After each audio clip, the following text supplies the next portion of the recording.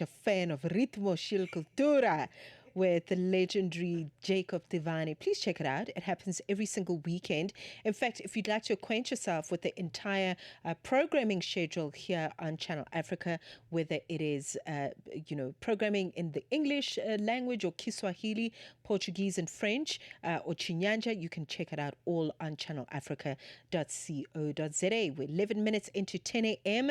Let's look at the influencer economy, as it were, or attention economy, as we noted in this particular half hour for our practice. That is because when we look at this particular space, influence is a big thing. It matters whether you're trying to grow a business or whether you're trying to build your own personal career, win clients, shape public opinion and credibility. Whatever it is, you need to be online.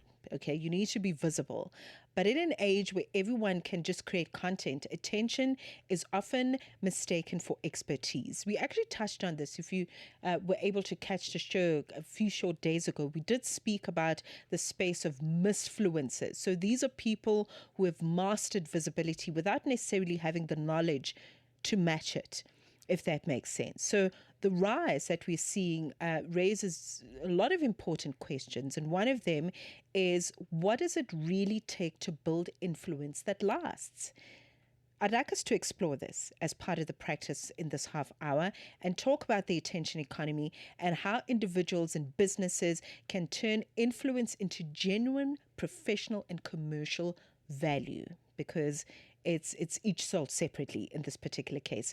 On the line with me, Audrey Imbayago, who is a social media specialist and digital marketer, who is joining us live from Zimbabwe. Audrey, a pleasure to have this conversation with you this morning. Welcome. Thank you for having me.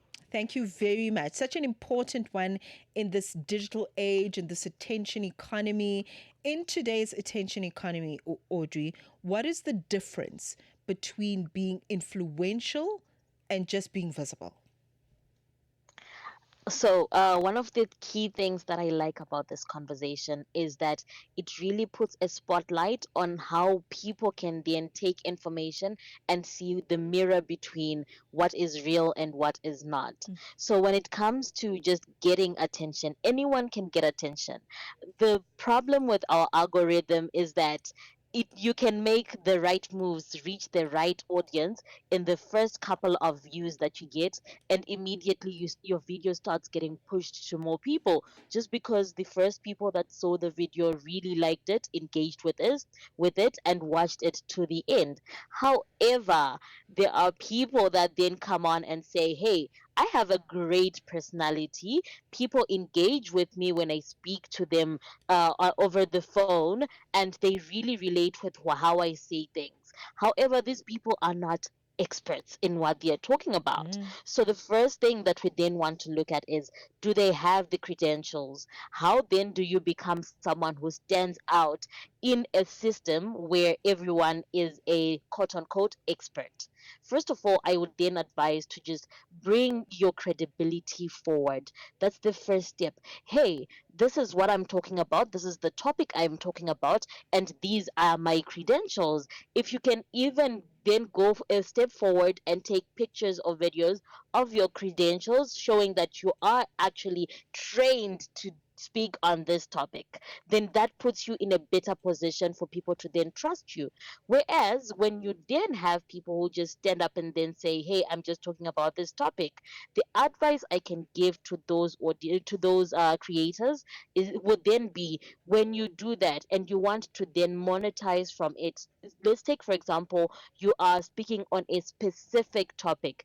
It's good to give a disclaimer that this is something I am speaking on from a third party perspective, just as someone outside looking inside the window. So, from that perspective, people can also take your voice and your input seriously while still retaining that understanding that this person is also still not an expert, but also bringing evidence. We need the receipts. We need the receipts to see that you've actually done your research and the information that you're bringing is true. Right. I think it's just so unfortunate. We don't live in a world where there is equal integrity. Not everyone has Mm-hmm. integrity. Some people, all they want to do is just be opportunists, and that is just the Mm-hmm. fact of the matter. But you're bringing so many critical pointers to this conversation around what it looks like, and I'm starting to think about, as you speak, Audrey, you're making me think about have has social media changed how we define credibility and authority? Because what I'm seeing, Mm-hmm. at least on my feed, is the actual experts don't get as much traction as somebody who slapped on a good face of makeup and is talking about the economy, for example. I mean, is that where we Yes. are now? We've redefined authority and credibility. Not quite. So Mm. I will give you a very common example Mm-hmm. worldwide where they say that politicians are not usually the smartest people in the room. Most of them have never even studied politics, but they Mm. then managed to get in a space where they were a voice of authority. The Right. same goes with what happens with social media, but social media has just given people a platform to reach even more people and have more influence, whereas politicians were just limited to their own spaces and ministries and whatever constituency they were working with. So in this case, we did not redefine it. We have just given it a bigger platform where more people can now do it on a larger scale. So what do we do as the audience, people that are watching? You do your research. You can't just take someone's word at face value. The same way we would never do it in person. If someone just comes to you and says, "Hey, I am a doctor and I can treat that limp that you have," you'd never believe them unless if they showed you the credentials. The same thing goes for the online platforms. You cannot just take someone's word. Do your research, do your due diligence, and make sure that you know if this person has the expertise. Okay, we're still in conversation with Audrey, who's joining us live from Zimbabwe. She's a social media specialist and digital marketer, and we're really unpacking the attention economy, what it actually takes for you to build something credible. Okay, what it really takes for you to build the kind of influence that is not for a season or for a moment, but the kind that lasts. That's the conversation, and that's the trick, I guess, to being sustainable on these platforms and to be able to master whatever it is that you want to master. Is there a different approach depending on what I want to achieve, Audrey? So perhaps if I want to somebody who wants to shape public opinion versus somebody who wants to Mhm. build a business, is there a different approach as to how I'm going to sort of share my influence, if you will, on social media? Yes, there is a difference. However, I would like to debunk something. Mm-hmm. Just because you're an expert and you don't have a full face of makeup and a very high quality phone with all the aesthetics that it takes for you to get to a point where the influencers are, it does not mean that you cannot do it, especially if you're an expert or a business. What it takes is just you finding what people relate with according to your business. You could totally be speaking about a different thing. Let me give you an example of there's this application that teaches you languages online. Mm-hmm. If you see their content and if you see what they actually do, it's Duolingo, totally different things. There's a football club that focuses on just crazy trends that they do with their teams. They don't even talk about the sport that they play, and yet they are trending. The same goes for experts. You could totally be someone selling a service. Let's take, for example, engineering, but you decide to speak on social matters. You're a civil engineering company, you speak on social matters. Social matters are trending topics. But imagine you're just taking your phone and commenting on something that's happening in the economy.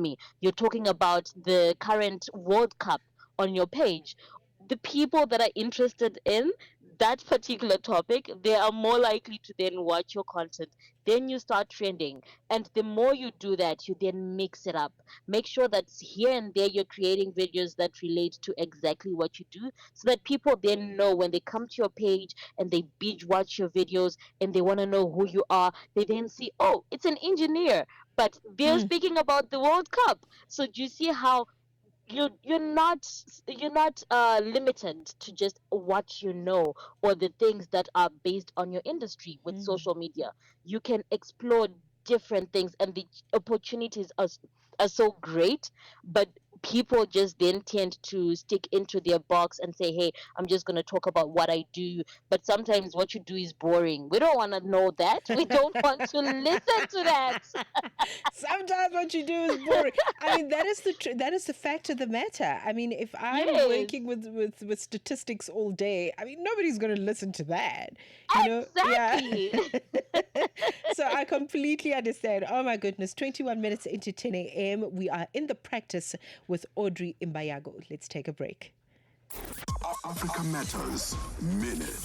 Thanks to the good doctor for pointing those flaws out in the current financing model. I think the reality is, if you take economic growth, right, we know it's better for some than others. How is it that you can have one person who probably by January next year will be a trillionaire from South Africa, have more wealth probably by 3 times of South Africa in one person? But it's exactly these types of frameworks that lead to that situation. And as long as we can't fundamentally shift away from how that works, we'll always be in this position. The development banks, for me, are too influenced by the current financial setup across the world. Most of those banks have been set up to act differently, and I think it requires more radical leadership. For more Africa Matters content, visit channelafrica.co.za or download the Channel Africa mobile app. Call us on +27 63 406 9126 and contribute to the conversation. The Practice on the Journal. We're 23 minutes into 10 a.m. in Central African time in the practice with Audrey Imbayago, who is joining us from Zimbabwe. She is a social media specialist and digital marketer. You know that the word specialist is a word I take very seriously, Audrey, and and I know that you take it seriously as well. You've been doing this work so thoroughly over time. When somebody attaches that to their name, I mean, what is that? That sounds like it comes with a lot of responsibility to be in constant research about the work that you are doing and improving it, and being even to some extent coming up with the frameworks for how it should be done. Yes. So it does carry a lot of weight, and with a great title like that comes a lot of responsibility, Mm. which is why people don't casually throw it around, especially when you look at social media. As much as people are then just starting to then say, hey, I talk about marketing, I talk Mm-hmm. about social media, I talk about medicine, but the moment you put in the specialist, people then have a different perspective of the kind of information or even the behavior that Yeah, you present yeah. online. So that, as an expert, I then encourage people to then say, okay, if you have something that you really specialize in, if you have an industry that you say, hey, this is what I do, specifically this, even if your Mm-hmm. business is diversified in other things, but picking that one thing that you're like, this is what we are best at and we specialize in this, it will also help people to then follow your page, know you for what you do. Even if you don't decide to say, hey, I'm not going to talk about football or social topics on this page, I'm going to specialize on exactly what I do. With it, of course, it will take you time to grow your audience, to have people come to you, but just having that term repeatedly said in all your videos and all your posts to say, hey, I am a specialist in Mm. this particular industry, it means that people can also relate to you with exactly that the moment they just get to your page. Absolutely. Definitely should be taking those titles very seriously, especially if you're Yes. going to appear as a specialist online or on digital platforms where people are going to be consuming what you are saying. They need to take it seriously. For professionals and entrepreneurs, Audrey, what are the key ingredients for building influence? If I don't know where to start, I know I've got the education, the expertise, but how do you actually build sustainable influence that is, I think, also most importantly, able to translate into real world opportunities and for people to trust you? So there are different things that work with that. Unfortunately, now people think that just social media will work. However, depending on your target market, social media being consistent, being yourself, bringing yourself up front on social media, authenticity is selling like good- wild cakes these Mm, days. mm, So be yourself and be authentic. Those are the first steps. But even if you decide to present a different version of yourself online than it is in person, yes, it may take a lot of energy to keep up the appearances, but make sure that you are still consistent with however you want to deliver it. Then the second thing would be find the thing that works for your audience. Not two businesses that do the exact same thing and it actually post the exact same thing will have the same performance online. Find the thing that works for your people, your audience, the people that you're reaching, your target market. And if once you found that thing, mm, double down on it, keep pushing it like that. Then the third thing and the last thing would be your networks. Just because you have a social media platform that's popping, it doesn't mean that you're going to translate into sales. People mm. buy from people that they know. Make sure you're networking. Make sure your customer service is great. Make sure your customer relations is great. Once you have those things done, translating in person and and making it into money becomes so much easier than trying to build a whole business on just social media or on just traditional marketing on its own. That makes a lot of sense. Makes a lot of sense, and also I think because there's just so much noise on social media, Yes. it's becoming more and more difficult to filter what's real and what's not. And just on that note, Mm, as we wrap up on what's real and what's not, artificial intelligence is here, and seemingly it is here to stay. yes. So let's talk about artificial intelligence and perhaps its role in this content creation space. Is it making it easier, in your opinion, Audrey, or are we going to find ourselves where our expertise are going to be less valuable in this competition for attention thanks to AI? The first thing I'll tell you is to anyone who's listening, if you do not adapt, you will be left behind. But the one thing, don't see this as a scaring moment. It's not even Scary. scary. It's scary, Audrey. It's scary. And no, it's not. You know why? Tell me why. this this is the beauty about Africa. Africans, the way we take things, we are more like, hey, this is the situation that has presented in front of us. What do we do about it? The rest of the world has systems. Of course, in Africa, we want the same systems that work. But this is where we have the advantage. Our adaptability is so high, unlike the other countries, because their systems are restricting and they're like, hey, do things in a certain way. Mm, If you're an employee, you should get these benefits.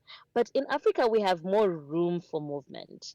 The moment you take AI as a way to then enhance whatever you do, you can go further than before. However, I'm not saying that it doesn't have its downsides. Yes, mm, if you're a more technical person, let's take, for example, you work in a factory and then now your factory is more automated and uses more machines than actual people doing things, then you need to find a way to upscale yourself.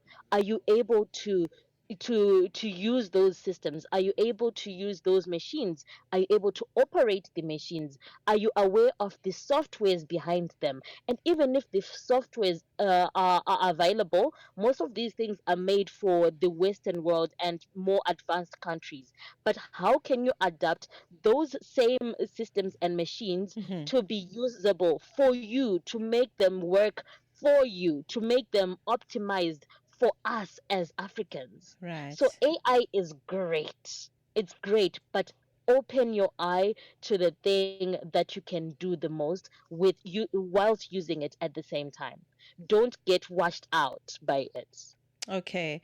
I mean, this has been such a great practice. I think for anyone that wants to reevaluate their presence online, or, sell a new product or relaunch themselves, whatever the case is, this has been most valuable. Thank you very much for your time, Audrey Imbayago, who is a social media specialist and digital marketer out in Zimbabwe. And she was in the practice with us today. It's 10:30. Let's check in with the latest in sports with Figilele Ngwati.